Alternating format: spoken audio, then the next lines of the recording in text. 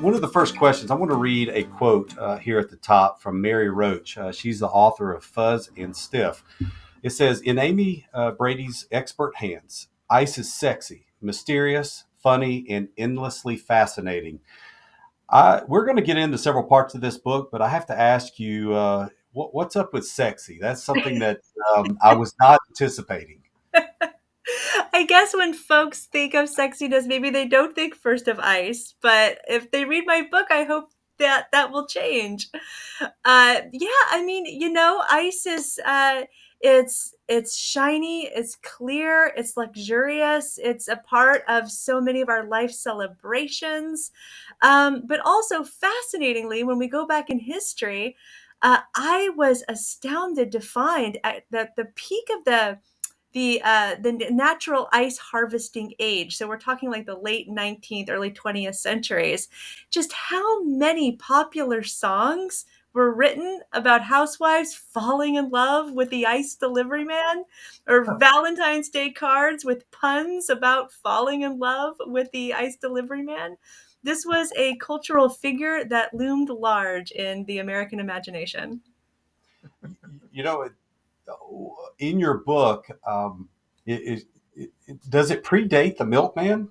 I mean, there's a connotation of, guys sometimes giving each other a hard time and saying, "Hey, your kid looks like the milkman" or something like that. So, I was just curious, does it predate the milkman? Yeah, it does. It does some. I mean, there was certainly milk delivery and mail delivery and, other types of delivery during this time. But what sets the Iceman apart is that of all of these delivery men, he was the only one to actually come inside the house. And he would Right. come inside the house and be alone with the housewife while the husband was away at work at a time when history when there was a lot of anxiety around women being alone with men who weren't their husband. Sure. Yeah, well, I want to show just your website real quick. We'll come back to it a little bit later. And I need to slide this over so you can see it a little bit better. But this gentleman here, now, I wouldn't say that he has an inordinate amount of sex appeal here, but I will say, the way that he's holding this ice and these 50-pound pieces of ice, I mean, it doesn't look like he's struggling. And, I almost hearken it to when I was reading this section was like firemen calendars and things. So I'm going to go back. I'm going to propose to the IPIA and some of the people in the industry that we need to have a Iceman calendar of the month, and have some poses from these guys. What do you think about that? I love that idea. And there is a historic precedent for that. In the 1930s and 40s, the IPIA actually held a handsomest Iceman contest. And there's at least one photo of that in my book of men being powdered by, a woman in stockings and high heels and then posing to show off his strength. Right, you go into it in quite detail, and some of the trepidation, like you had already talked about, of these icemen coming in and the women and some of the turmoil that it caused in some families. So it's pretty fascinating. Well, if you can't tell, today we are talking to and interviewing Dr. Amy Brady. So, Amy, I'd like to take a moment and kind of read your bio to let folks know more about you. It's just going to take a minute because it's fairly extensive. Um, so, Dr. Amy Brady is the author of the book that we're reviewing a little bit today and in interviewing her about. It's called Ice: From Mixed Drinks to Skating Rinks, A Cool History of a Hot Commodity. She's also the executive director of Orion Magazine, the co editor of The World as We Knew It: Dispatches from a Changing Climate. She has appeared on BBC, NPR, PBS, and now the BTI podcast. That's she right. has Save the best for last. She's won writing and research awards from the National Science Foundation, the Bread Loaf Environmental Writers Conference, and the Library of Congress. Well So, done, Jeff. Well so, done. so we wanted to start really with asking you what prompted you? What piqued your interest to write a book about the ice industry? And Ethan has a line that he'd like to read from your book. And I know you'll talk to this, but I just wanted to do it verbatim. But you say in the book, I realized I had stumbled into a bona fide hole in history, and I wanted to fill it like that cup. Excuse me, like that cup of gas station ice. So expound upon that, please. Yeah, so a few years ago, I was visiting some family back in my hometown in Kansas, and a brutal heat wave had gripped the planet, straining energy grids, and it knocked out the power to my family's house. And it was very, very hot. So we piled into the car and went to a nearby gas station that was operating on a generator. And while I was inside, cooling off in the air conditioning and filling a plastic cup with ice to get some tea and cool down, it just had occurred to me that I hadn't thought twice about whether ice would be available at that gas station, or if we had gone a mile in the other direction to the grocery store, whether I could buy a bag of ice there to get cool. Ice is just everywhere in this country. And if you've traveled abroad, you probably have noticed that that's not the case Mm. almost anywhere else on the planet. Something about American appetite for ice is really unique. And I wanted to know why. And when I started looking for an answer, I couldn't find a satisfactory one. So I knew some research was in order. And once I started looking for an answer, the history of the ice industry started to appear. And it was so much stranger and I'll make a great pun here, cooler than I ever could have imagined.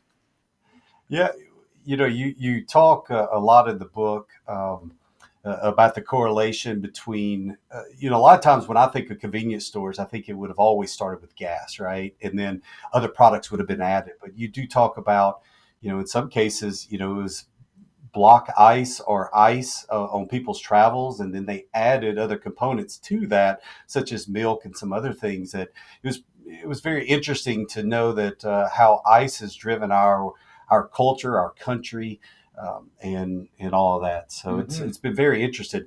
There was a poll that was conducted in 2020 by Bosch, and in there you talk about, or they talk about, the consumption and how much we're so dependent in our insatiable appetite for ice.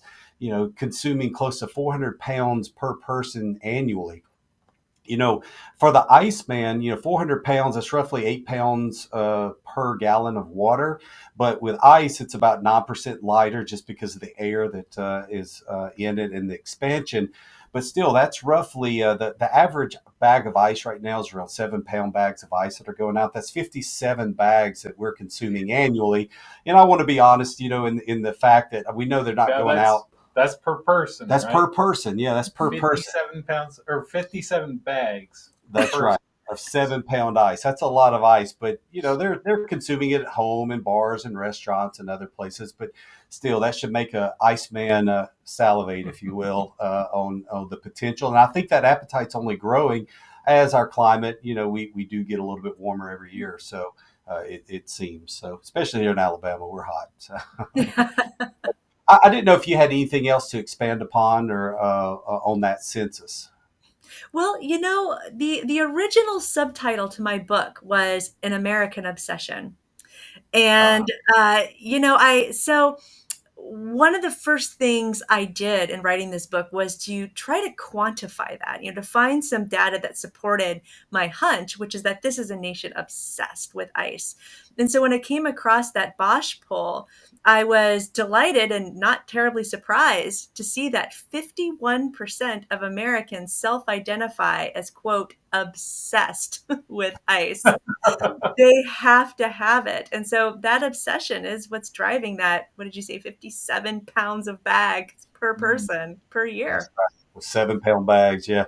I wonder It's how they form that question. Do you walk up to yeah. somebody and say, "Hey, Jeff, you obsessed with ice?" You know, how do you identify as that? So, So that's, that's interesting though. I'm actually Canadian by birth, and it took me a while to get used to how much ice is a part of the culture down here. I grew up where if you went to a restaurant and they served you a Coke or a Pepsi in a cup and it was cold, you didn't put any ice in it.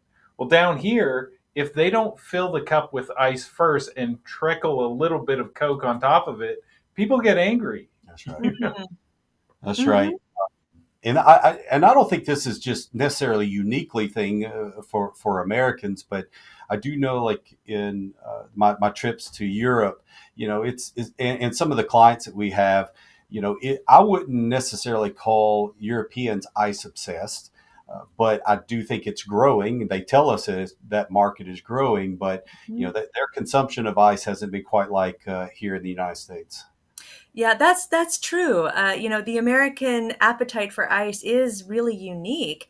What's really interesting is that there was an article in Salon just a week ago, I think, that was asking this question, which is the appetite for ice in Europe growing? And the answer seemed to point to yes. Especially in this age of extreme heat, people need and want to cool down. Mm. Absolutely. So in your book, we want to go back and you talk a lot about the history that we really grew to appreciate from reading the Absolutely. book. You talk about how back just after the Revolutionary War ended in the late 1700s, there came this guy, Frederic Tudor. Tell us about him. Yeah, so Frederic Tudor was born in Boston a day after the Revolutionary War ended to one of the wealthiest families in Massachusetts. And because they were wealthy, that meant they had land. And because they had land, they had an ice house. And as I'm sure a lot of your listeners already know, but just in case, an ice house isn't really a house at all. It's really like this deep well that goes into the ground several feet, where it's always about 50 to 55 degrees year round. And back in the day, back in Frederick Tudor's day, he had servants that in the coldest part of winter would carve large blocks of ice out of the lake on his family's estate, and they would store it down there so they could have ice year round. And he would use it to put in glasses of wine, to wrap in cloth and hold it to the body if you had a fever or an injury. He knew the comforts of ice. And when he was in his early 20s, he landed on this idea that maybe people who lived in warm climates around the world who didn't have access to ice, because remember, this was before the age of electricity and refrigeration, people who lived in places where ice didn't form naturally, he wanted to sell his ice to them. And at first, everybody thought he was a madman because this was a time, before anybody had attempted to ship ice long distances, and they had no idea if it would melt or anything. And so, but he decided to give it a go. And in doing so, he launched the American ice trade. I find it very intriguing, your storytelling ability of talking about their first trip down to the Was it, Caribbean, yeah, Cayman and Islands dealing or with these somewhere down there? people, and these people bringing back this product that just bought and said, "Hey, I had this solid piece of ice. It was cold, and now I've got nothing." What's going on? And just the concept of ice. I mean, it's nothing new. I mean, they might as well. It's like not knowing that. You know about gravity and understanding that, and just all the different things. I mean, it's throughout our history we all have those things. 100 years from now there's going to be things people looking at us and we look medieval, for the things that we did or we're continuing to do today. So it's fascinating. And I know with a Tudor and the things that he did, you go in great detail about a lot of his failures, but what was his best trait, would you say? I would say for all of his failures, and there were so many, and his flaws, his best trait was persistence. Mm. He failed for 10 years. And I'm a fairly persistent person, but I think if I failed at something over and over again for 10 years, losing what the equivalent would have been tens of millions of dollars today doing it, I think I know myself well enough to know that I probably would have given up. But Yeah. he didn't. He kept trying. And if he hadn't, then I don't think America would have become the ice obsessed country that it is today. And yes, it was a large part. You talk about economic gain, but there was something dealing with his brother John Henry that really drove him. And I would think, and I'd love to know yours, but what I was reading, I felt like that was a driving force in, again, not just the economics of it all, but maybe that's why he continued for so long on this path, making bad investments in ships that people didn't do at that time, right? But Yeah. tell us about that and John Henry. Yeah, so a few years before Frederic Tudor launched the ice trade, he was on a vacation with his younger brother, John Henry, in Cuba. And they went to Cuba in late spring, early summer. And this was a time, certainly before electric refrigeration. So Cuba didn't have ice, and it was very hot there. And with the heat came yellow fever. It was a disease that just ravaged the Caribbean and the American South every year. Thousands of people died from this, largely because doctors didn't know that it was transmitted by mosquito bites. And so they went to this very hot, island nation where everybody was getting sick. They got it for a while.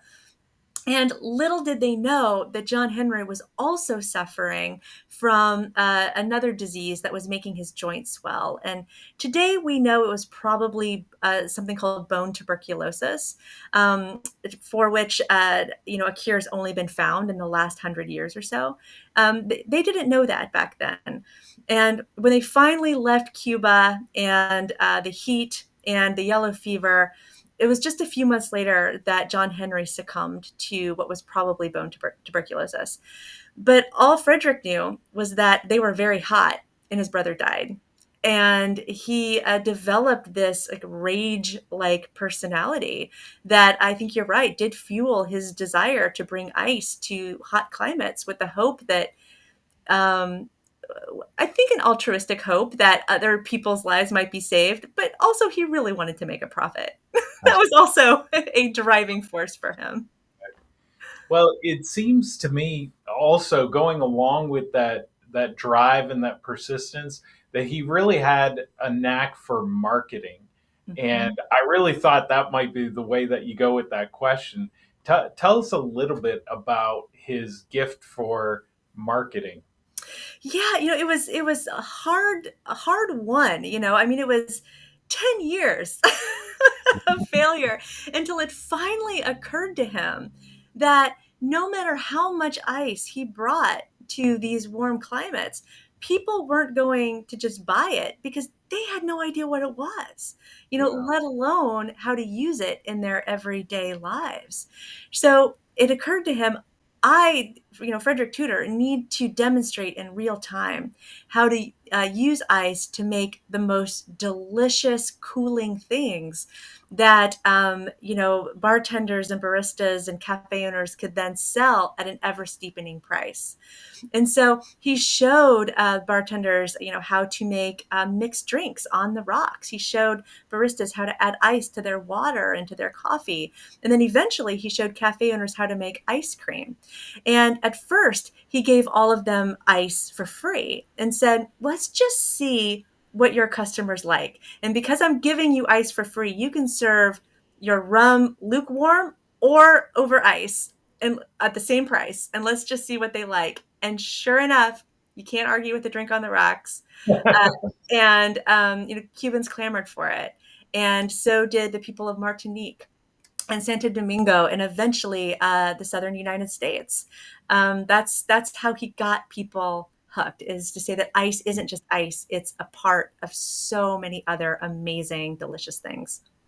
We could talk about it a little bit, but you're talking about Southern United States, and the entry point, as I remember from the book, was New Orleans, Mhm. and that could be a big impact of the French Quarter, and that's known for drinking for sure there. So, um, but we'll keep with the lineage here and moving from the Revolutionary War and the birth of Frederic Tudor, moving into the Civil War and the impact, because I always, through studies, with the Civil War, one of the biggest impacts was about the manufacturing of the North, and once seceded from the Union, not being able to get the munitions that you needed, the hardware that you needed, but there was a bigger impact that came with ice as well, wasn't it? Yeah, that's right. So the embargo between northern and southern trade lasted the duration of the Civil War, and in addition to the munitions and the other goods and services that you mentioned, ice was also cut off because remember, ice production wasn't a thing yet. Ice could only be harvested from lakes and rivers that froze in winter, and that only happened in the north. So during the Civil War, the Southern, restaurant owners and hospitals and other wealthy people who could afford ice and who had grown accustomed to shipments from the North were suddenly cut off. And so what happened is that folks had to figure out how to make it themselves. And so not long after the end of the Civil War, not only had there become a need to make ice for themselves, there was also a need to build a new economy because with the Emancipation Proclamation, the slave driven economy of the South was no more, and Southern states were suddenly faced with needing to compete with Northern manufacturing, and so ice plants started to rise up throughout the Southern states. There was a major one in Alabama, others in Mississippi and Louisiana, and that became those plants became a cornerstone of a new economic structure for the South. Well, that's a perfect segue into the story of John Gorrie, and there's some overlap there with Frederic Tudor. Would love to know a little bit about John Gorrie. He was a doctor, and just give us a little bit insight with him and that why he would blame Frederic Tudor for really his perceived failure. But as I think you'll be telling us, it was not a failure by any stretch of the means of what he discovered. No, it was not a failure, but he didn't know that. So John Gorrie, as you said, was a doctor. He was a doctor in a tiny port town called Apalachicola, Florida, off of Florida's Gulf Coast in the 1840s. This was a time when the northern ice trade had just arrived in Florida, and it was also a time, as I mentioned earlier, that yellow fever was just ravaging the South. And John Gorrie had actually moved to Apalachicola, Florida, to fight yellow fever. Because doctors didn't know mosquitoes transmitted it, and being on the Gulf and surrounded by swamps where mosquitoes bred, yellow fever was just as bad as it gets in Apalachicola. I mean, it was a literal breeding ground for the disease. And so, in the 1840s, what little ice he could afford, ice was so expensive from the north. Locals referred to it as white gold. It was so expensive. With what little ice he had, he used it to try to cool down his feverish patients. He really believed that if he could cure the fever part of yellow fever, he could cure the disease. But during the summer months, when yellow fever got really, really bad, he ran out of ice really quickly. And so he knew that the only way he was going to get enough of it, could afford enough of it to cure all of his patients was if he could learn to make it himself. And so he tried for several years and finally ended up building a prototype machine that could produce a lot of ice. And he thought when he was ready to announce his invention to the world, he was going to be met with cries of gratitude and excitement. And he did so at a party that was being held by the local French consul. So lots of influential, wealthy people were there, and he couldn't wait to tell them. But unbeknownst to him, there were also some other folks in that same party. And these were associates of Frederic Tudor's. And, Frederic Tudor was many things. And one of them was a ruthless businessman who did not take light to threats to his empire. And if there was ever a threat to the natural ice harvesting empire, it was mechanically made ice. And so word got back to Tudor. And even though, historians can't absolutely prove it, there is evidence that suggests that Tudor planted slanderous headlines in newspapers up and down the eastern seaboard, calling Dr. Gorrie this quack down in Apalachicola who thinks he can make ice better than God Almighty. And so John Gorrie was just met with these cries of blasphemy. His reputation in tatters. He lost everything. He lost his reputation. He lost his practice. He lost all his money. And, at the relatively young age of something like 52, 54, he himself died from a Malarian disease, probably yellow fever, thinking that, his entire failure was because of Frederic Tudor. And he was probably right. Yeah, he it ended up. I know that you were talking about the invention, but I mean, it was basically stumbled across it, right? I mean, it was he noticed something kind of freezing up after pressurizing some gas. I mean, obviously not the refrigerants that we use today, but he noticed that, and just like a lot of inventions, inventions come through enormous amount of failures. So, Yeah. uh, so So we want to kind of introduce you to a tradition on our podcast. We ask icebreaker questions that are off topic, that's right. and so we've got a couple easy questions that we've thought about for you, particularly that you had no prior knowledge of. And so the first one I want to ask you is, being an author, what is your favorite book of all time and why? Oh my gosh, my favorite book of all time. Oof, goodness, this is putting me on the spot.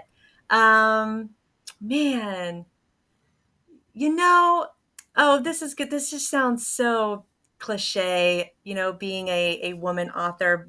It's not even a nonfiction book, which is what I specialize in, but I think my favorite book has to be Jane Austen's Pride and Prejudice. And it's not because it's a romance. Though, reading my book about the Iceman, you might think I really love romances.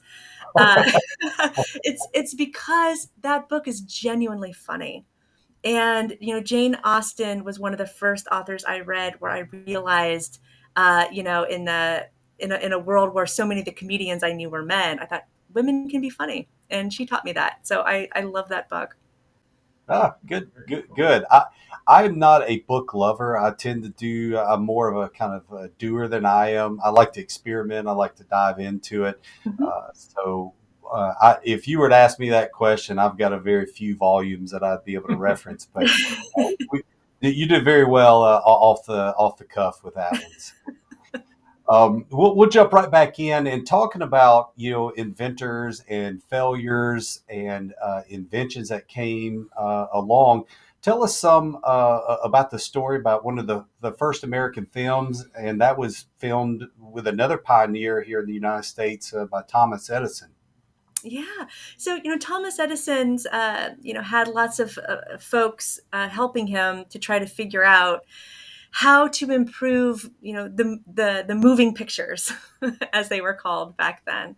And he set out several crews to find interesting scenes that involve lots of movement and stark differences in color. I mean, the early moving pictures or films were in black and white, but when the colors were stark differences, you got interesting grays and whites and blacks and different shades of those colors. And so, one of the very first films that his crew members made was actually one of the very first ice hockey games that was played in the United States. It was in, a northern state that had a train depot that serviced trains coming down from Canada. And when those rail workers were on break, they would, come out in their, very brightly different colored sweaters and pants and their, 19th century hockey gear and play, kind of an amateur game of ice hockey. And it's such a fascinating thing to see. It doesn't look that different than what hockey looks like today. The clothes are a lot different, but the game itself looks very similar. That's pretty neat. One of my favorite stories in your book, and we're not going to be able to touch on all the different really No, not at unique, all. very cool stories, but one of them that I wanted to draw attention to and get you to kind of retell is about a quick acting police commissioner in New York. Would you kind of give our audience a little overview of that story? And before you answer that, who knew there was so much turmoil in politics surrounding ICE? I Yes. mean, it's a big, big deal, and you Yeah. go into great detail and explain that story great. So this is just one small subsection of that story. Yeah. No, thank you. Thank you for saying so. So in the 1897, there a terrible, terrible heat wave, one of the worst in recorded history, hit New York City, and that same summer, the Charles W. Morse, who was running what had become known as the Ice Trust, had hiked up prices of ice to the point where the average New Yorker couldn't afford ice, let alone its poorest residents, who were often immigrants living in tenements in the Lower East Side. And the thing about tenements is that they had no airflow. There, certainly no air conditioning. It was very, very hot in there. So during this brutal heat wave, something like 1,200, 1,300 New Yorkers perished. It was terrible, and a lot more people would have perished if it weren't for the quick thinking of this police commissioner who went around and got the attention of every ice delivery man he could find, got every wagon that was available, filled it with blocks of ice from the natural harvesting ice companies, from the mechanical ice companies, and brought it into New York's Lower East Side, and then handed out the ice for free so people could cool down. And when he arrived, the people in the tenements came out of the building, shook his hand and just said, "Thank you. You are literally saving our lives. If you ever have any political ambitions, we will support you."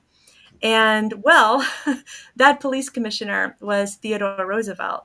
And in just 5 years, he would be president of the United States. It's fascinating, absolutely fascinating. Jeff actually got to that story before me, and he came and he told me about it. I was like, that is certainly a question we want to bring up. And then, like I said, all the politics and all the things leading up to that. It's intriguing for sure.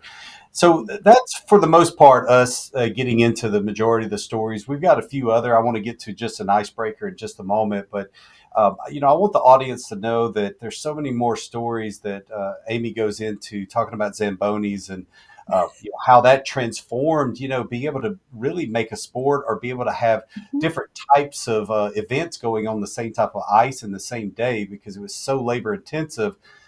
And the different ice, you go into talking about the difference in that, when people skate across it, it's not necessarily liquid, it's not necessarily gas, it's something in between, as you skate across. Like I said, it's super intriguing with that. Talk about ice amusement parks, the the failures and the successes of these big ice cities that people were trying to build at the time and bring in revenue. Ice cream, you talk about, oh goodness, Cuba dictator. Yeah, So, uh, Fidel. Oh, yeah, thank you. Yeah, and when the embargo came on there, him bringing in tubs of ice cream so he wouldn't run out, right? So uh, it's just fascinating. You get into the history of the future or the future of ice and many more stories.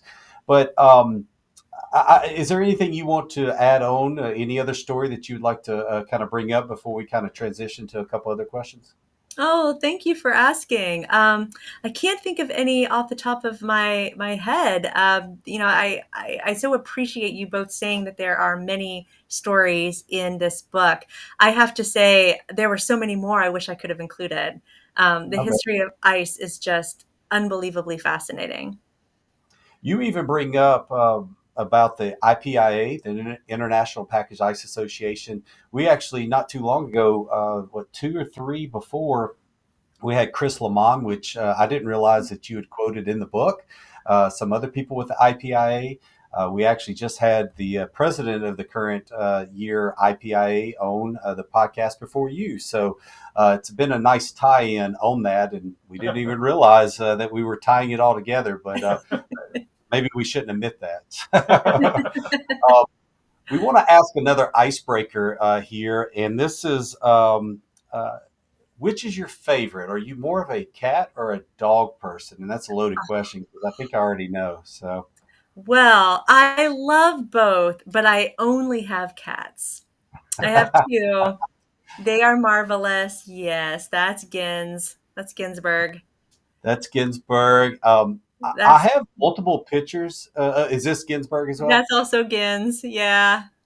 He is a very photogenic cat, and I especially like this next one. I mean, he looks like he means some business right here. Is there any story? I mean, did you get cut here? What happened? I think I might have sneezed right before taking that photo. That's that's good. How No, about this one? that's Patterson. He's almost 21 years old. Oh wow, Yeah, wow. he's a handsome old man. Yeah, and then how about this one here? This isn't this, is this a different cat? Yeah, this is new. This is Bing. Okay, And, this is and Bing is named after Bing Crosby because he looks like he's wearing tall pleated pants. and we have it here as a Christmas, during Christmas and some lights. So that's great. And then I want to play a quick video here. Let me increase this. Oh, this is fun. So if the two cats that I've owned, if I had a laptop in front of them like this, I would not have a laptop without any scrapes across it. So is this just your form of entertainment? Do they sit here for hours? All evening. If I put on a video of some mice, they will watch it for as long as there are mice on the screen.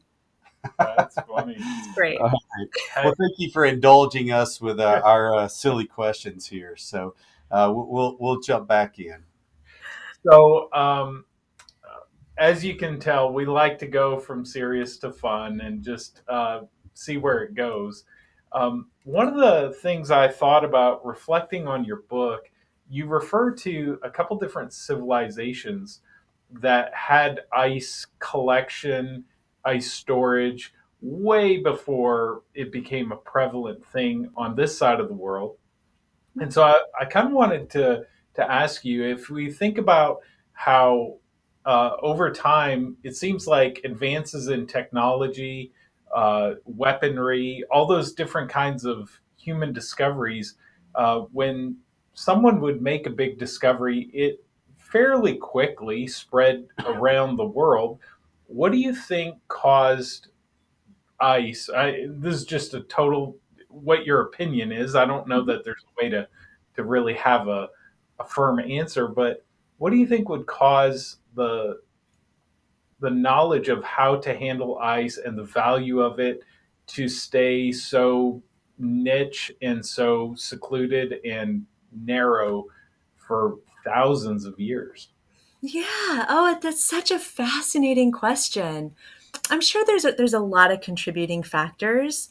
I mean, the most obvious is there was no infrastructure for mass communication. So most discoveries were held in isolation for hundreds, if not thousands, of years. Just among local communities and populations. So there's that fact. Um, and then also.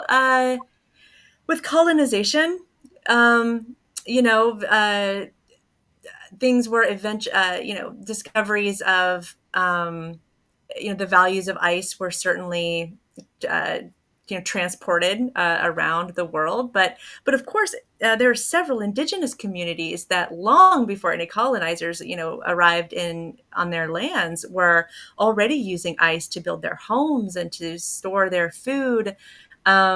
Whether they're making it themselves or not. So, I think it has to do with where you are located and how quickly information can travel, which until recently was not fast at all. Yeah, no, that makes sense. Definitely. So as we're kind of wrapping up, we're getting short on time. This I kind of looked at our clock here, and we've already elapsed close to 40 minutes. So it's been great. So thank you for again joining us. Uh, Tell the audience where they can pick up a copy of your book. Oh, thank you. Well, anywhere that sells books, your local independent bookstore, even the big guys like, Target, Amazon, you can find them all. You can also go to my website, which is amybradywrites.com. And you can order it through there, as well as find links to all different places that are currently selling the book. Yeah, definitely go out. It's a beautiful book. I love the fact at the very end, I don't see many books like this, but I mean, you've got an index, you've got notes, you got all sorts of stuff that a lot of times it just ends with the conclusion. So I will be frank with you. I didn't go through all your notes, but I did all your indexes. But it's a very good book, hardback, and just great to add to your library if you haven't had a chance to go out and pick that up. So, definitely go out there. With that, I was just kind of curious. Jeff and I, we like to ask this definitely of the people that aren't already in the ice industry. But have you ever thought now with your exploratory self into the ice business, have you ever thought about getting into it or having your own ice company? Oh my. I'm not sure that's where my skill set lies. Being a word person, I'm less of a number person, and I'm sure you have to have some exceptional business savvy to do well. And as far as ice, delivery goes, you can't see it, but I'm talking to you today with my knee in a brace, having fallen on a hike. So I don't have the brawn and strength that I think an ice delivery man would need. So maybe not now, but who knows what the future will bring. You should have said you slipped on some ice, and that would have tied it all nicely together. Well, we hope you recover very quickly. So hopefully it's nothing too serious. We were just talking about football earlier, and we saw the injury to Aaron Rodgers last evening, and unfortunately, that's um, I don't know if I know it's cut his season completely out, and we'll see if he moves forward. I don't know if you enjoy football or not, but that was a bummer to see from Probably a career-ending. yeah, Injury. unfortunately for him. What a way to finish your career, getting injured. Yeah, that's a bummer. We have one last question and then an icebreaker. So you want to go ahead and grab that last question there? So, Amy, we wondered about your hobbies, your passions, your downtime. What do you do when you're not researching and writing? Yeah, or showing my cats mice videos. Well, unfortunately, it's going for hikes and jogs, so I'm kind of Good done with luck. that Oh man. for the next 6 weeks or so. But thank you for asking. This may come as no surprise, but I'm trying to be a self-taught mixologist, home bartender. I'm learning to make my own spirits and mixers, and trying to see what I can come up with. So that's been a lot of fun. And much to my husband's chagrin, I also am trying to teach myself guitar. It sounds awful. You're talking about being a mixologist. That was another intriguing fact that I saw in your book. Just to go back to that real quick about, there were a lot of people that they didn't get into it just to booze people up. I mean, they were really serious about the concoction, the creation, the artistry of it, the almost the alchemist part of it, right? Of what Mhm. they were creating and experimenting. So you go into great detail about that too. Um, so the last icebreaker, and then we'll wrap up here, would be something that Jeff and I, and it's really about the book or something you brought up, but we had no idea. Will you please tell the audience that Blockbuster didn't come from video rentals, right? So what's the story on Blockbuster? How did that get coined? Yeah, it wasn't video rentals. That is true. Um, I will preface this by saying the origins of that word actually are many. There are many places. That's the fun thing about etymology, or the study of the history of words, is just that it's rare if just the word just pops up from one place. And so a lot of people tie it, and rightly so, to what was the name of a bomb during World War II that the Royal Army used. But what fewer people know is that it's also related to ice. And that's because, in the late 19th century, when ice was becoming more affordable, people were figuring out how to use it to cool down places where lots of people gathered in the summer and thus would make rooms very, very hot. So places like churches and dance halls, and notably in theaters. And what theater owners would do is they'd get these big blocks of ice. They would kind of put it on a pedestal, kind of in front of the stage, where the audience would be sitting. And then, either by crank or by hand, would have these giant fans that would fan the ice. And when the breeze would flow over the block of ice, the air would cool. And in the direction of the audience, it would start to cool the audience down. Well, when shows were very popular and rooms got very hot, the fans would have to work harder and the ice would melt faster. And sure enough, the biggest shows of the day soon became known as blockbusters. Blockbusters. Very cool. I'm telling you, that's the best. We're going to go with that one. So as There far you as go. Forget the yes, bomb. that's right. Well, Amy, we have really enjoyed getting to interview you and pick your brain and help you tell a little bit of your story here today. And we appreciate your time. We're coming to you from the Routman Studios at KCS headquarters in Pelham, Alabama. And thank you so much for visiting our Breaking the Ice podcast. Absolutely. Thank you for joining us. And we'll also put a link in the description to where you can pick up her book. Thanks for having me.